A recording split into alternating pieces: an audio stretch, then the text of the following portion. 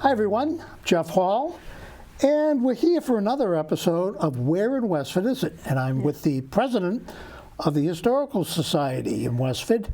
And geez, this is going to be a busy time in Westford with a couple of anniversaries coming up. That's right. It's the 250th anniversary of the American Revolution. Okay. Yeah. And, well, every year there's a major event. There's two major events in the spring. One's the Apple Blossom Festival in May. Yep. But in April, there is the annual march to the North Bridge in Concord. That's the Minutemen gather on the Common, am I correct? Yep, and they walk the entire way down to the old North Bridge in Concord, just like they did on April 19th, 1775. And anyone can take part in this if Anyone they wish can to? take part in it, yeah. Yeah, good. I never did, by the way, and I don't intend to. But the leader of that group from Westford was Colonel John Robinson. That's right. Have some background on him, Leslie? Sure. He was a man who lived in Westford. He moved here from Topsfield, and he settled here to farm, and he rose to the rank of a lieutenant colonel in the militia, and he was a Minuteman, which is separate from the militia.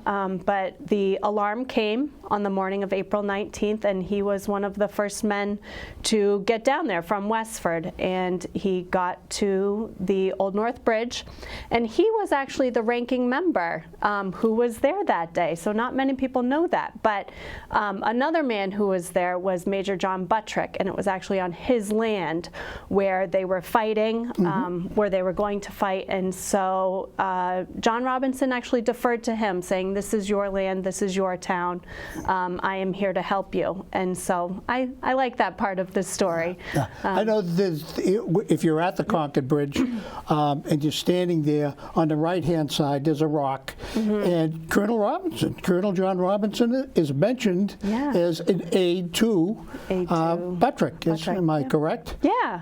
And he's memorialized in town, okay? There's I believe he's buried in on Concord Road, in the cemetery on Concord Road. Yep. That's been called the John Robinson Memorial Highway.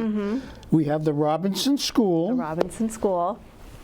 And we also have a marker on Robinson Road of where his house was located. Do you have information there? That's right. So his house was located there, and they named it Robinson Road after him.